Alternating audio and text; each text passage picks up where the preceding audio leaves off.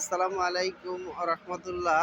আপনাদের আমি একটা সচেতনমূলক একটা ভিডিও দেখাচ্ছি। সেইটা হচ্ছে এই একটা গাছ দেখতেছেন, এটা হচ্ছে শিরীষ গাছ, মরা, সে মারা গেছে। আর এই শিরীষ গাছটা জীবিত আছে।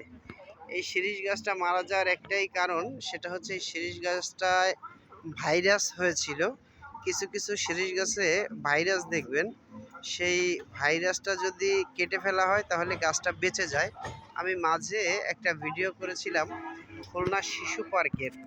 আমি শিশু পার্কের তখন আসলে গ্যাঞ্জাম ফ্যাসাদ চলছিল, আমি কেসিসি মার্কেটেও গেছিলাম ওই গাছটাকে ভাইরাসগুলো কাটানোর জন্য, কিন্তু আসলে সেটা আমি পারি নাই। কিন্তু কিছুদিনের ভিতরেই এই গাছটার মতন মারা গেছে।